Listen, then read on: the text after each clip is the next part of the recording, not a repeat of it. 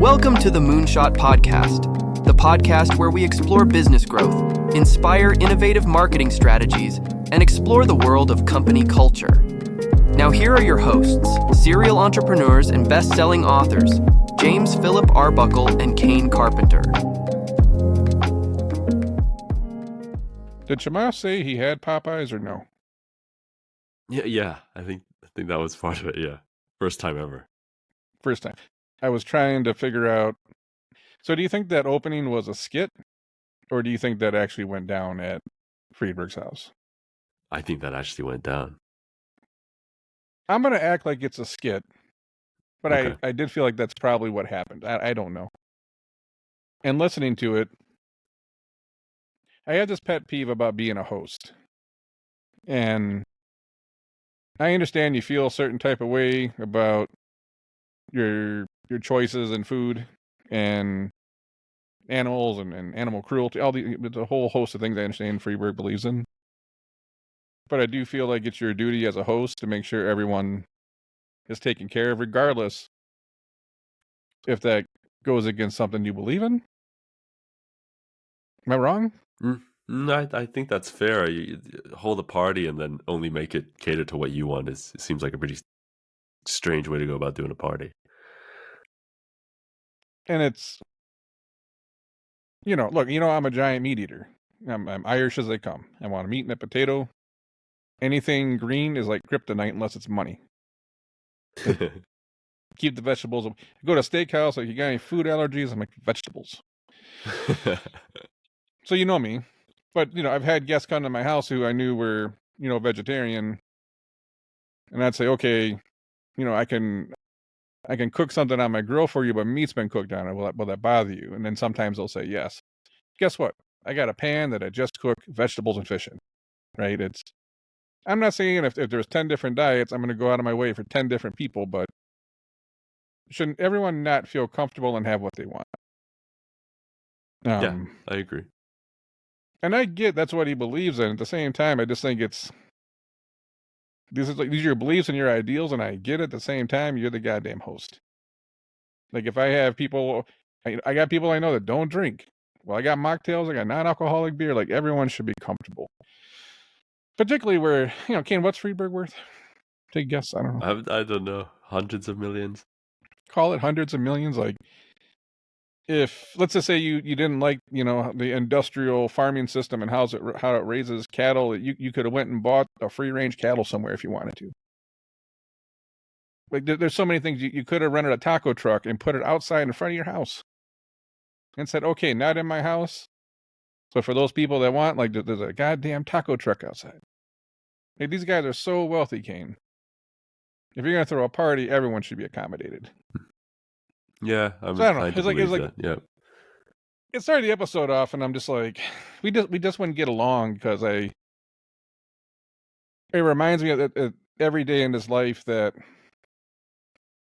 we can no longer say, I disagree, and then kind of move on. This is what I believe, and then you're in my home, so I don't know, piss off. I found that, I don't know why I found the beginning so eerie. Hey, Ken, you ever been to like someone's house and they're just terrible hosts? Probably. No, you haven't, right? You're just surrounded by nothing but good people. Okay. Many times I've done that, and your guests shouldn't leave hungry. They shouldn't be beelining for Popeyes and In-N-Out Burger, or I can't imagine being at that level of wealth and saying that I can't accommodate everybody. Like, this is what I believe in, and I don't think anyone's forcing them to eat a piece of Kobe beef, right? But could you have a tray of sliders for the other three guys on your pot? I don't know. So Yeah, no, I get it. Petty complaint, I know. I just be a good host. What's next up? Bias in court. So I think they talked a little bit about was it? I forget which case it was now, but basically talking about how the courts are pushing in a certain agenda. I don't know if you remember the specifics. I don't. I wrote that note down to make a different point. Okay. And Well, they were talking about the Epic lawsuit and the Google Store and the Apple Store Yes, and how they're that's right. monopolies. And I think the one court was Northern California, and their point was, if it was in Texas, then maybe the outcome would have been different. And I think I was in the car listening to this, and as I'm driving, I'm thinking, well, that tells you in itself that the justice system screwed up. Because if justice was true or absolute, whether the case was in Northern California, Southern Florida, New York, or I don't know, North Dakota, the outcome should be the same. It's right and wrong, guilty, not guilty. And you realize that with societal and political bias, that the outcome of a legal challenge could vary based on where you're at, and that inherently shows how flawed the justice system is. And as we become more politically, I don't even know, the world's a mess when it comes to that. We're so polarized politically. We don't even care what's right or wrong. We only care what's best for our team. So how do you ever get a fair trial? Would someone, get a fair trial if they committed a crime in, like, Jacksonville, Florida, or whatever? I'm trying to think of the city down there, versus a same trial in Chicago. Like, should the outcome of that trial be the same? Well, not in this world. It's if one political side sees you as the enemy, then you think morally they wouldn't do that, Kane, but I think it's clear they would. And I'm getting Yeah. somewhere with this. Assuming that we can make a non-biased AI, will AI become the new, like, judge and jury? Because you wouldn't have to factor in that I'm going to get a different outcome in Cleveland, Ohio than I would in San Francisco for the same case. Are you just going to feed the court case into an AI and it hopefully doesn't have a bias, and that'll be the judge? Really interesting. Aren't decisions in law like typically done by precedent, so something has to have come before it? Well, how's that work with the jury, though? Oh, I guess with a jury it's different. I guess that's what I'm getting at. And whatever, I know they said the one was probably, I think they said was a bench trial, but I look at how, and we'll talk about it even with Elon later here, that parts of the legal system have been weaponized. And look, both parties are going to use the government to get power. I don't think this is a Republican or Democrat thing. They all do it. And the problem is, do you want to be on the receiving end of that? And you're sitting there with a jury, and if you're in a city that is, heavy Republican or heavy Democrat, and one's anti-crime, one's maybe semi-pro-crime, it's, you might get locked up for life or not. You might get locked up for life, or someone might get let go who shouldn't have. Like, those outcomes should only be right and wrong, right? And depending on where you're sitting in this country, that jury might rule differently just based on the location.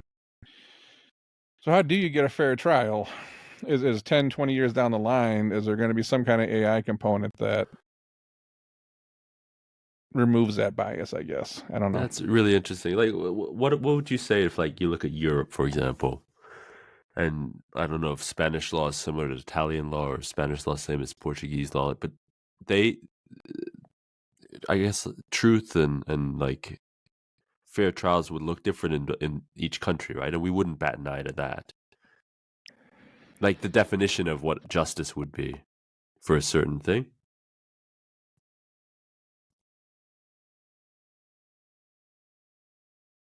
Do you find them to be as politically charged? Yeah, maybe politically is the wrong word, but it's there is like two teams here, right? I think Chicago's getting rid of cashless bail or something right now, for example. And that may not happen in Indiana or Missouri or something. And there's people that look at, a crime as a crime, don't commit crimes. And then there's other people that's like, well, you can't keep locking all these people up. And there really is two different views, but where do you find the truth if, in this county, your verdict would have been this, and if you walk over a county line, you would have got a different verdict. And I'm trying, like, how do you get to the right answer all the time? I think the bar should be very high when you're taking someone's freedom away. And the flip side, the victim, if there's a victim, deserves justice as well. I just don't like when, if you could wrangle together a certain amount of people in a certain area, that you could almost predict the outcome, regardless of, I don't know, kind of crazy. No, I completely understand where you're coming from. I'm more inclined to agree with it. It's too muddy for me to even think about, because I might be conflating like politics and like true just like justice for an individual crime. Maybe it's a conversation for another day, but it's too difficult for me to even think about. And I can't look at, what's even going on in Europe, and like, how do I compare and contrast that to having a court case in San Francisco versus Houston? And then whether like the differences between the states is what's required to even have the checks and balances as a country as a whole. Because if we have, in an ideal world, the same standards across all 50 states, do we even need the two parties at that point? And then does the United States look like the United States? But at this point, it's not even parties. It's just ideologically, there's two buckets now. Yeah, no, I'm with you. I agree. Like, when does that become muddled? It's never been so. How much is there? How much middle is there? Is the middle growing? You'd hope so. Like, I've never seen like these teams just be so dug in my life, right? And I guess you can call it whatever you want. There's just certain beliefs, right? Some people, think the criminal needs more leeway, and there's people that think that criminals should be punished harder, and you can often draw them into a political bucket, right? And but even going back to even the corporate side, them talking about the case having a different outcome in Northern California versus Texas, is like, hell, this isn't even someone's life on the line. This is just some money. Yeah. And you're saying that outcome would have been different. So how do we have a fair justice system? And how do you call it fair if geography could change the outcome? Like, that's not supposed to be the determining factor. It's true. It's true. Oh, man. I want to change a venue to Turks and Caicos. Yeah, right, exactly. Yeah. Oh, man. Anyways, what's up? I mean, the things I never thought about that. I mean, I think I have thought about that in the past. Like, well, outcomes are different based, even on counties. Like, there's counties here that if you get in a car accident, they're not very favorable on judgments, versus another county up, and they're harsher. It's crazy. And I knew someone that got in a close family member. Like, one of my family members like died on the table and came back, and they were not in one of the favorable areas judge wise. And unfortunately, I had multiple attorneys tell us that. And it's like, well, if that would have happened in the next county up, there might have been a $500,000 swing in the payout, for example. Oh wow. And it's like, man, what is right? And you realize right is this sliding bar, I guess, based on where you're located. Right. Which is, like I said, maybe there'll be a technology component in the future that will AI be the great arbiter. I mean, I hope so. Because I ain't got a whole lot of faith in people anymore doing the right thing. Yeah. Anyways, what's up next? What about the app fee, app store fees? 30%. They were talking about monopolistic pricing or monopolistic activities, typically around Play Store, Apple Store. What do you think? I only brought that up because we have an app in the App Store, and it's like to give that 30% up. kind of sucks. But it is their distribution center, and I know that's not free. And I think they talked about that on the pod, or even dropping it down to 15%. I think they said. Like distribution isn't free, so I get that. But if you got a $10 app, for example, sorry, microphone screwing up. If you have a $10 app and you got to give up $3, well, that's not fun. Yeah. Well, Sachs made a great point, which is like that's almost 50% of a lot of people's gross margin. So at that point, you almost can't run a business. Hey, it's tough, and then they don't make it easy for you to. Well, we talked about let's get people to sign up through the web browser. Like sign up, put your credit card in here versus doing the in-app purchase, because to give that up is like gonna lose money on this one because customer acquisition, and they eat the 30% on distribution, and like you're losing $2 a download. So I don't know where that's going. I thought I think music's the same way. I think they take 20 or 30% of music too, right? So on the artist side, that sucks. And then if you go over to Spotify and you're getting, depends how your contract's broken out, right? They say $3,000 to $6,000 per million streams, but is that total? And then, well, that's going to get whacked up multiple different ways, to the songwriter, to the producer, depending on how it's cut out, the master. And you could be a artist with 1 million streams and end up getting like $700. Right. You realize, like, go back to printing CDs, like the mechanical print, and in a way, it's technology unleashed its ability for anyone to kind of blow up without going through the music system. At the same time, I feel like it's a bunch of the money got transferred away from the record labels and the artists, and it just went over to the tech companies. Like Apple just gets to make a bunch of money off your music and your media because they're Apple. Like they're the new distribution, right? And like, man, you got this. They're taking 30%. I guess that, like, to play devil's advocate here, we, regardless of what we're selling and what the medium, it always kind of sucks to pay distribution. But if it was, I guess to even counter my own point earlier, if it was so called life-threatening for these businesses, then these ecosystems wouldn't exist. And they exist, and they're pretty vibrant, and there's always apps to download, and there's always new apps coming out. So, okay, it sucks. We always hate to pay that stuff, but maybe it is fair for what it is, which is the ability to reach like millions of people pretty easily as an app. I'm not saying it's not fair. Mm-hmm. I just think in the same way that we hoist these tech companies above our heads like they're all these rock star champions, and we did it with Uber, and they knocked the taxis out of business, and I don't know if you check lately, but Uber's just not as cheap as it used to be. Oh yeah. And there's many things that, even from Airbnb, there's all these things that we've really enriched these tech companies right now. Isn't Apple they got the most cash on hand of any company in the world?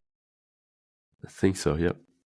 It's up there, and it's, well, essentially that took money out of the music company, that took money away from artists, and we made Apple rich. And all these people that are look at DoorDash and all these other companies that are, I don't know if you got DoorDash lately. I think I had a $150 order, and then Kane with tip. I think I tipped $20 because it was a long drive, so we're at like $170. The thing was $220, so there's an extra $40 of fees and shit. And then I'm invested in a restaurant, so I know that we also get screwed. DoorDash making all this money and it hurts the consumer. That's fine. You can deliver it to my house. I guess you can say if it didn't exist, then I couldn't do that, but I would probably just order pizza, King. Right.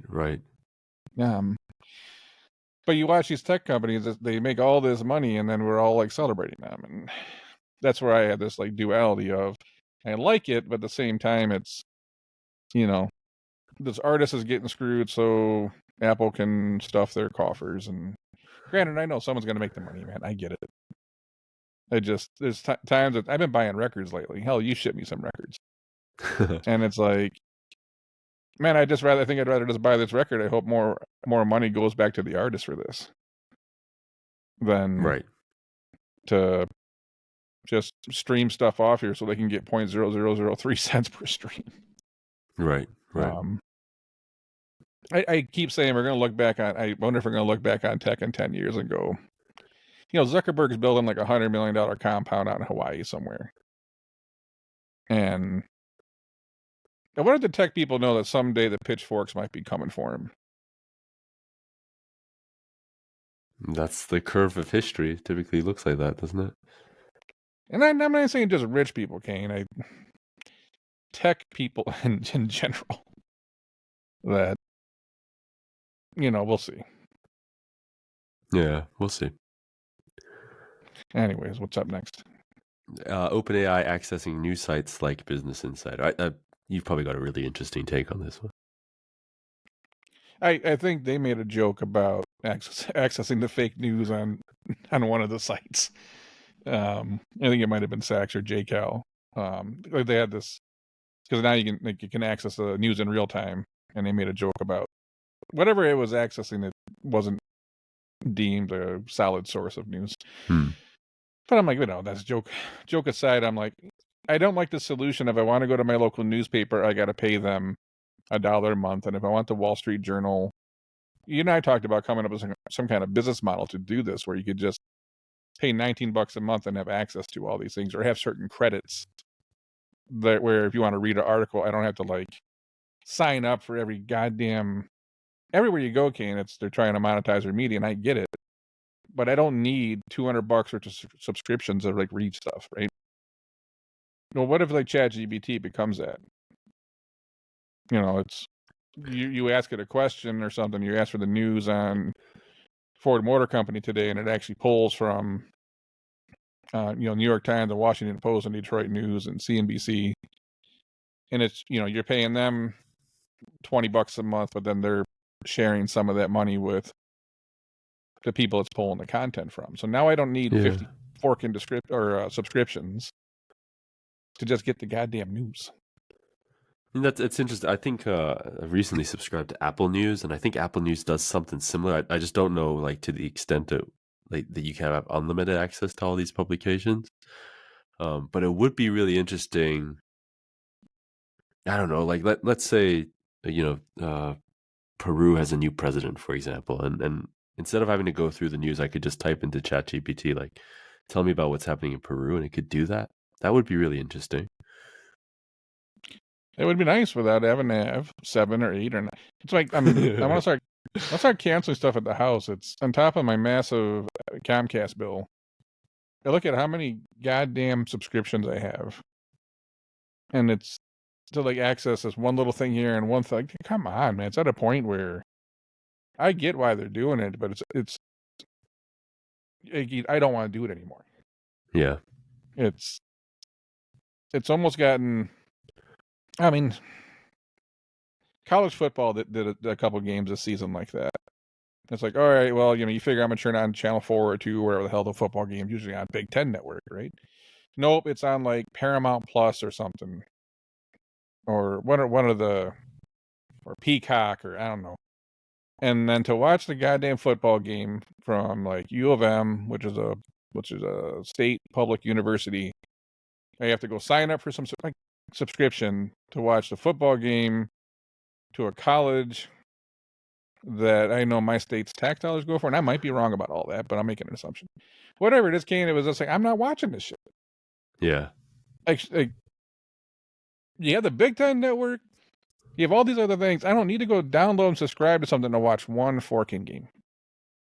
And it's enough's enough. You end up with 10 or 12 of these things at $5 a month. You're $50 to $75 in, and I'm going to spend another $100 to read the news. I get it. You used to get the newspaper, but I mean, do you want to spend $200 or $300 on extra TV and news items? No, of course not. And this is exactly your point around is technology always a net positive, or is it always moving us forward? The whole point of cutting the cord with call it linear television was to lower the cost, because it was just getting out of hand when you're paying $150 a month. But to your point, if you're subscribed to Netflix and Disney and Paramount Plus and all these other things, you just end up paying more. Maybe it was better the way it was before. Maybe it wasn't so bad the way it was before. And maybe it's still cheaper, but if you start looking at for what you get or what you used to get for the price, you might be spending a few bucks, but you used to get so much more. And then on top of it, the experience sucks. I hate some of these apps. I don't know if it was like Max or HBO Max. One of those things are terrible to watch TV through. And then Really? it's, this is on Hulu. I need to go to Hulu. And everywhere, and it's all spread across. And it's like, all right, cut the cord. And like, okay, you saved a few bucks, but you also lost 90% of the content. And maybe you didn't care about it, but there's something else that, if you cut the cord, where do you get all your sports from? Because the way the major sports have gone, you basically need to sign up for their crap now. There's like in so many ways, it's just when it became decentralized, it only benefited the bigger companies. And we're over here thinking, okay, I'm going to save $20 a month, but at the end of the day, are you? Yeah. Decentralizing TV was probably the best thing ever for these giant companies. That was back to the Bill Gurley idea of the incumbents always typically win. Yeah, it's crazy. I don't know. Just keep it moving. What do you got? All right. Elon's harassment. I mean, you and I have talked about this on the sideline before. But going back to like, how do you does the justice system seem fair? And when they listed out everything from the Starlink thing to the Tesla to SpaceX, I mean, they said on a thing, like, you got in trouble at SpaceX for hiring too many Americans and not enough refugees. Is that what they said? Yeah, asylum seekers, I think it was. Something like that. Asylum seekers, yeah. Oh, I don't know. I don't know the specifics, yeah. But you add all this stuff up, and it's, how do you look at that and go, this isn't harassment? And look, man, to me, if you did something wrong, light them up. You know me. But it just seems like, man, there's a laser beam. I gotta imagine there's a lot of other people doing some dirt out there that those resources should go to. Do you think it really is as simple as Elon not being a union guy? I thought that, in my intuition, at least, that seemed overly simplistic. But is it? I don't think that's it, personally. And you know me, I like back to, got French cooking on my mind. I'm going to render this sauce down, and it renders down to politics. This is what drives the world now, in my mind. I don't think it's a union thing, and I also think the union argument is, that would be a poor argument for them to make, unless you can tell me that like Tesla workers are severely underpaid and compensated versus, union workers at other automotive plants. And from what I've read, it doesn't sound that way. So if the benefits and work environment are similar, how do you make an argument towards that? Yeah, I don't know. I mean, tell me he's paying the line people $9 an hour, no benefits, and it's high, workforce injury rates, and but it doesn't sound that way. I mean, it doesn't sound like the best place to work. But it seems like, if it was terrible, wouldn't they've tried to unionize? Is what I guess I'm getting at. Yeah, and I have had conversations with people that do work at Tesla, and it's not such a terrible place, as are most workplaces. Just not. It's never as bad as it seems. The other thing that I thought was interesting is the idea. So what I was trying to do was try and timeline it out to where, I was trying to understand the beginnings of the, like, call it the harassment of Elon by the government. And like, is it really? Is it okay? One, is it the union thing, and then two, is it his acquisition of Twitter, which then kind of leads you down the path of like, maybe it really was this like political machine for the left, and it sent me on this kind of thinking rabbit hole. I don't know your thoughts there. I thought I caught somewhere about something that at least the SpaceX case might have started before Biden. But that's, I think we also get these things confused that, like I had family that's fairly high up in the government, and with a change in president would also mean that a lot of people are not welcome anymore. So if you're not with the party, you're gone, type of thing. Well, I don't think that works across all aspects of, if whether it's a FBI or CIA or Department of Justice. I don't think a new president comes in and then only people that are Democrats or Republicans take over, right? Right. So there's obviously people in the government that maybe already just had it out for them, regardless of who was sitting at the helm. But I think there's a soundbite out there of Biden saying that we got to look into this guy. And I think that's where a lot of this, like, okay, maybe you feel that way, maybe you shouldn't have said it. But now you have a soundbite of, a sitting president saying, this is now targeted. And now you see all these other things fall. I don't know if that's a good look. So here's the third theory then. Is it because he's not, like, he wasn't originally American?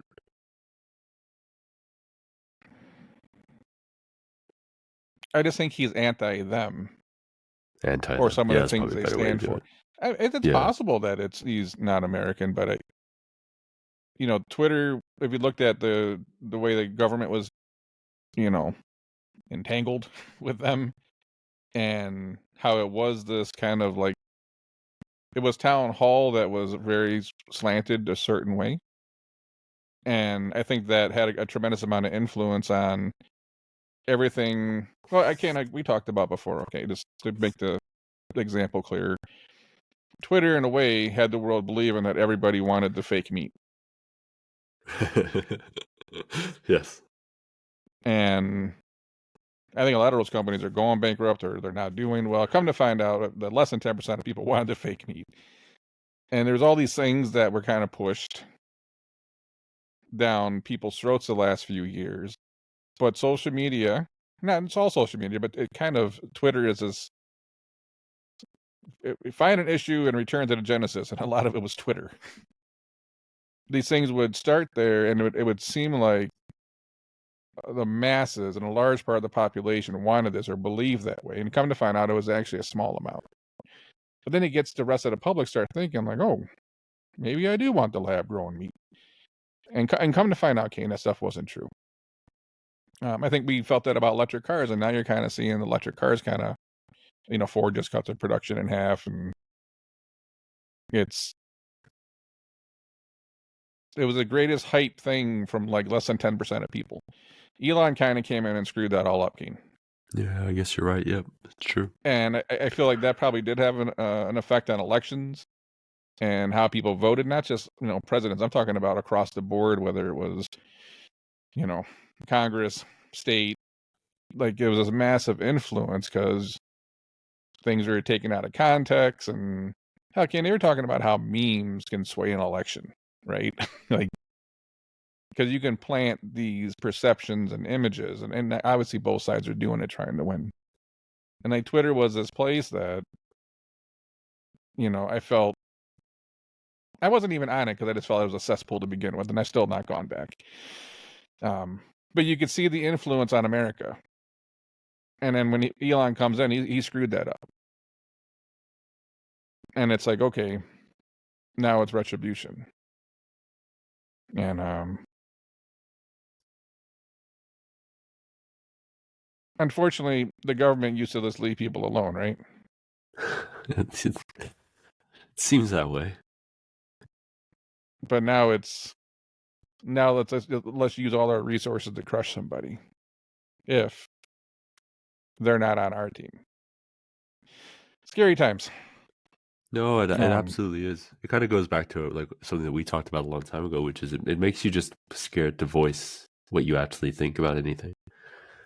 Because you just can become a target for I'm not going to say no reason, but for whatever the whims and the kind of the whims of whatever the people in the government want.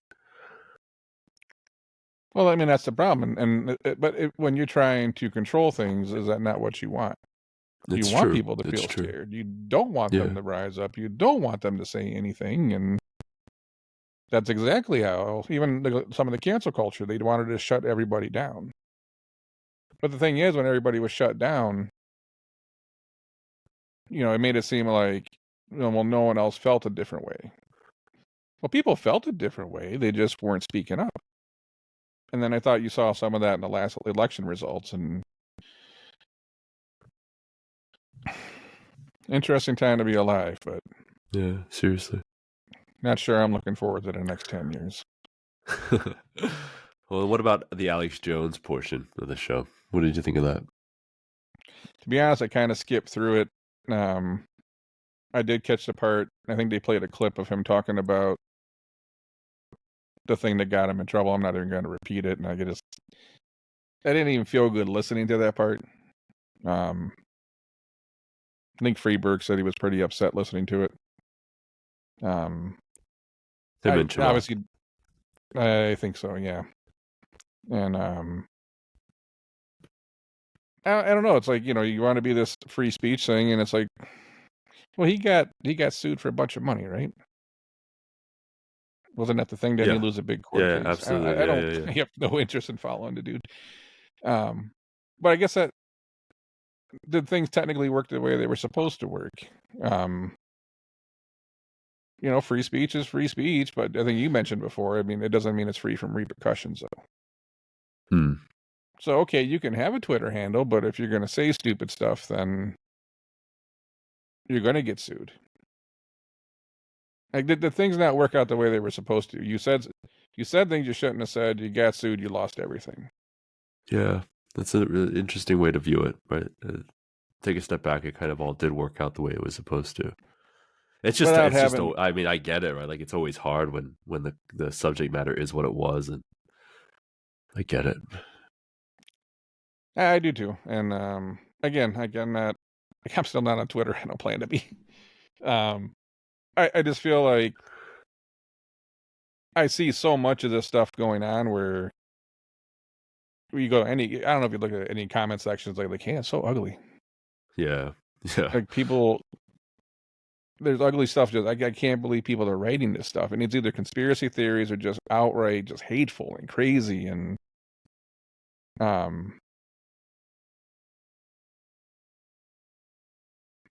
how do you police that?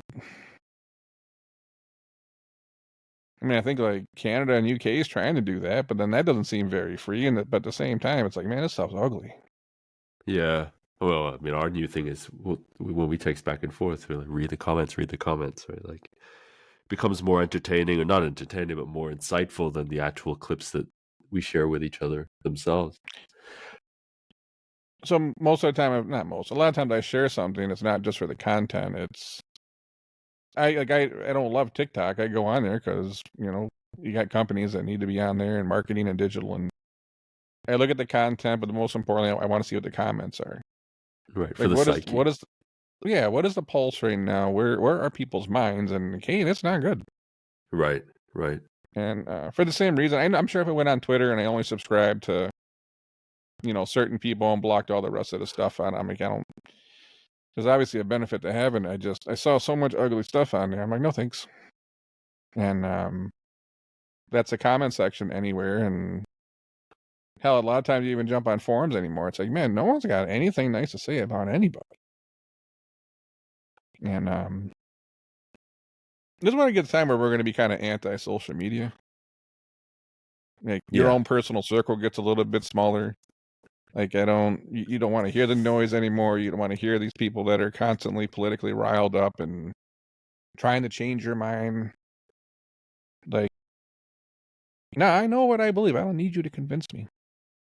Like, random question, but do you think that social media like that, and when we think about the comments and the kind of nastiness of it all, did it uncover something about humanity that was already there, or did it make us this way? I think it's always been there. There's always been those people that are, talking shit behind people's backs. And I think there was always an ugliness, but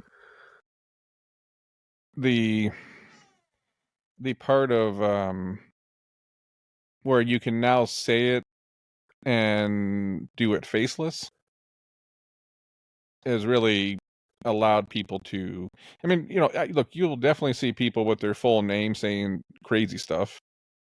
But how many times have you seen it come from, um, some profile that's name is like mashed potatoes, and Right. it's and Yeah. it's a twice baked potato photo, and it's just spewing just terrible stuff, and as you're allowed to hide behind this handle or this nickname, and it's maybe people always felt that way, but at least they were kept under wraps because people knew who they were. And now when you can just hide, look at the things you can say. You can slander and say insults and conspiracy things. You can say ugly stuff all day long. Yeah. And in a way, you are rewarded for it a little bit with engagement, right? Like, or likes or whatever the hell it is. You can say some nasty stuff, and then someone that's just as evil as you are comes along and taps the heart. Yeah, exactly. And the next thing you know, you have 27 people tapping the heart, and you're like, well, I need to do more of this, right? I'm now this, what's a good name for that person? But it just encourages it more and more and more. Yeah. So, they brought him back. I ain't got much to say on it. If he says more stupid stuff, then the dude's in for more pain, right? Yeah. It's, I guess it's, isn't he like a big conspiracy theory person? From what I don't really care, but it's like, well, join the club for the rest of the other half of the internet, because I can't believe some of the stuff I've read lately. So, Yeah. I just wonder if we're just Sorry, James. Go ahead. Sorry. Oh, no, go ahead. The one point that I will make about that is, or to take aside, is if it is true that everybody knows why Alex Jones got in trouble, and I think if you're punished in the way that he was, which is like $1.5 billion or whatever, it's a pretty egregious thing to get in trouble for, and then to be fined that amount of money. So there's an acknowledgement from whether you call it society or the courts that that was the wrong thing to do. If it is true that Elon did the poll of whether to bring it back on the eve or whatever on the anniversary of Sandy Hook, that's a pretty tasteless thing to do. So that was the only sticking point for me, which was I'm not totally against re-platforming people that have been deplatformed, but it just not everything needs to be a PR stunt was kind of what I was thinking there. Did they say that in the pod, or did you read that? Yeah, they did. Yeah. No, I didn't hear that part. I mean, that's screwed up if he did that. I did not listen to the whole. I probably lit every 30 seconds. What would your motivation be to do that? That's jacked up, man. Unless it's just you just want publicity for the hell of publicity all the time, which for someone with Elon's stature in the world, I don't know why. I mean, I always thought they were an amazing marketing machine, right? This is true. Yeah. Are they not the PR masters? Absolutely. It's when there was a bad quarter coming out. Hey, let's launch some flamethrowers. That's right. Yeah. They always had something going on that it was like misdirection. I don't know why you would do that. Do you also think to deplatform somebody, the bar should be pretty high for that, right? I agree. Yes. But where does that bar stop? You can't get away with everything. Maybe it's a line of when it becomes criminal or something. I don't know. I don't know the answer to that, because then now I'm bringing up the images of the hearings with the elite schools, the congressional hearings, right? What is the line for when you say something silly or inappropriate for the context? I mean, if you want to compare and contrast those two, it's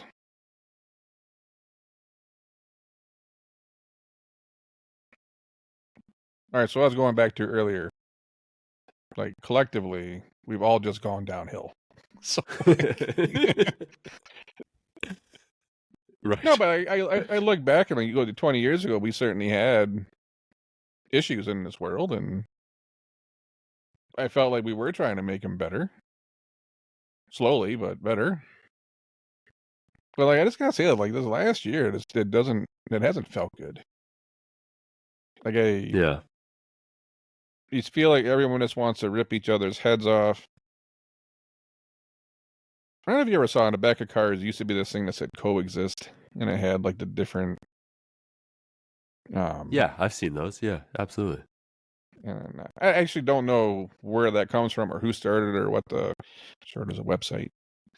But when I saw that, I always thought like, you know, can't we all just get along? And I keep saying that thing. We can't just run with this I respectively disagree thing anymore. It's like if you go against one thing I believe in, then you're the enemy. And these are the trenches we have dug, and I don't know if I see us coming out of them anytime soon.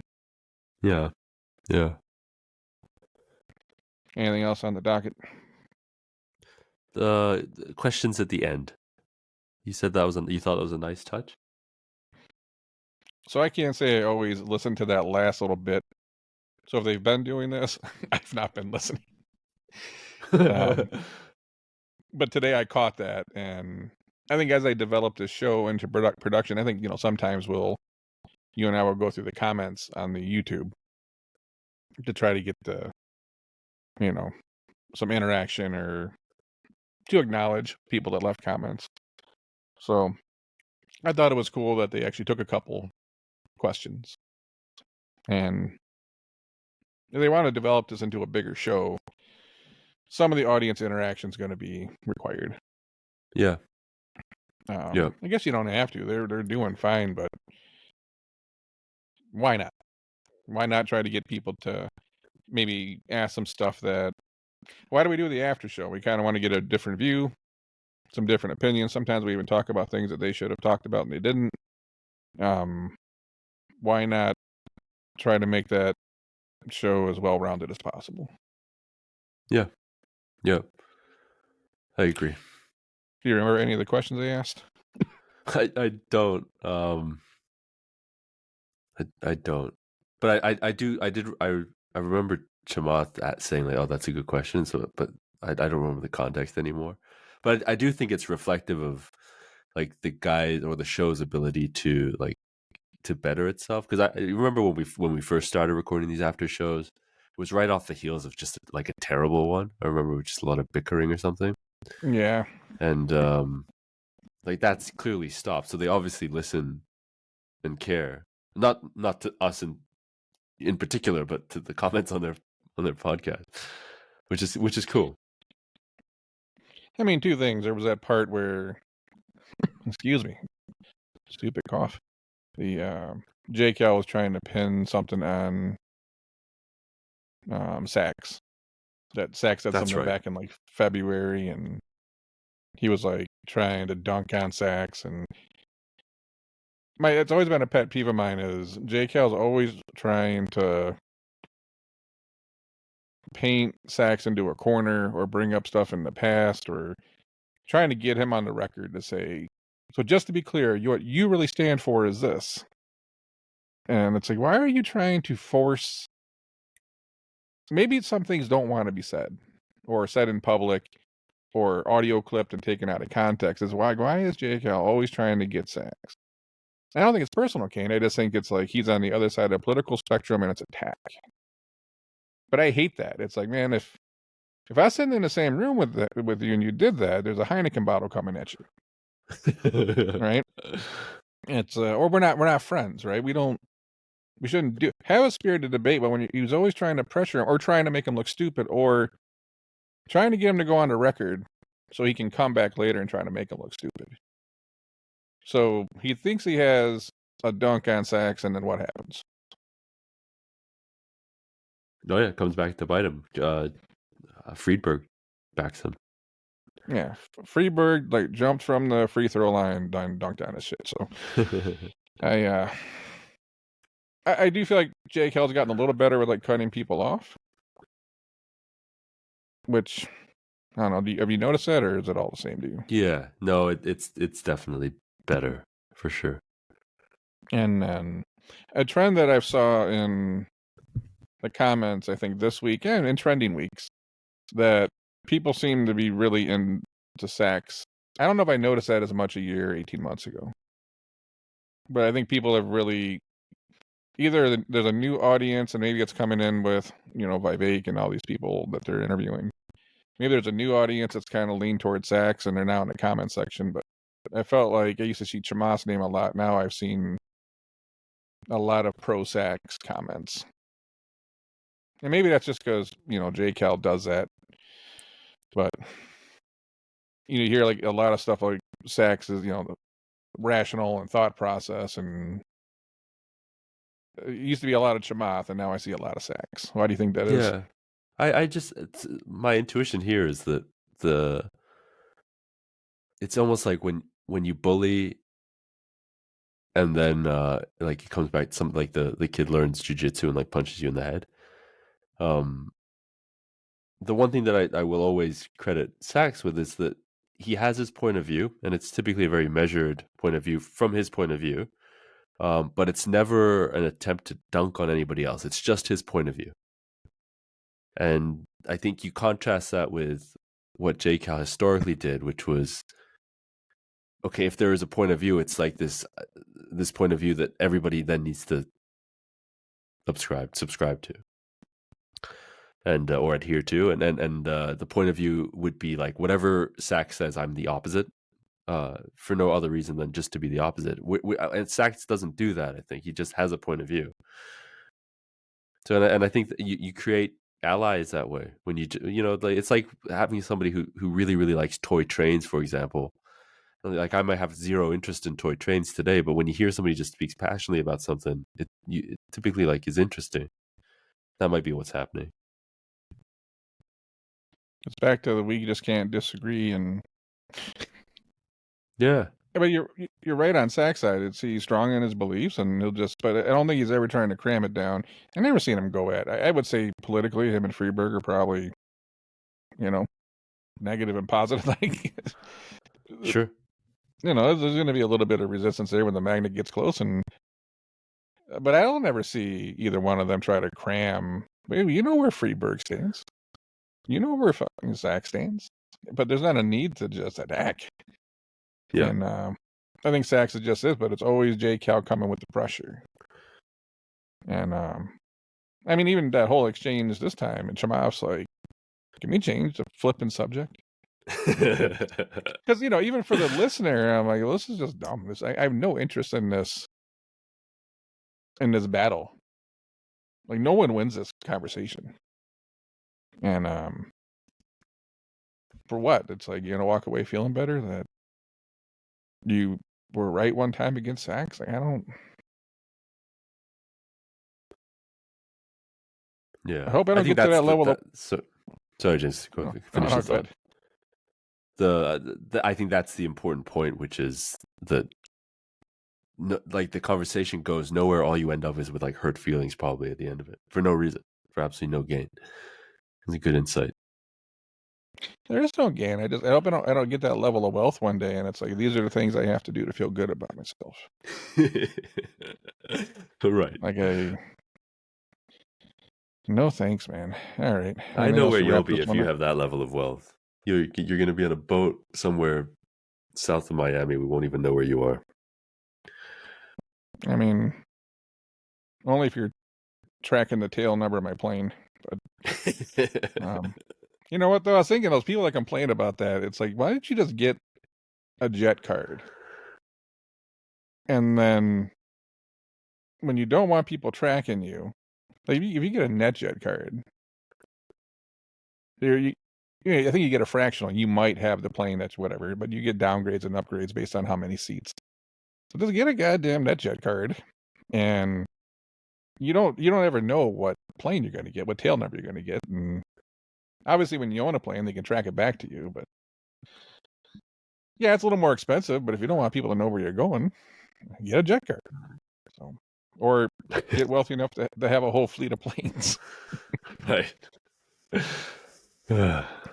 Hey, I'm in Michigan right now. South of Miami sounds great. It's Oh yeah, so snowing out a little bit this morning. Although you kind of want a white Christmas, it's true. but the chances of that happening for you is probably not likely. Probably 0. Have you had snow since you've been down there? Nothing you would call snow.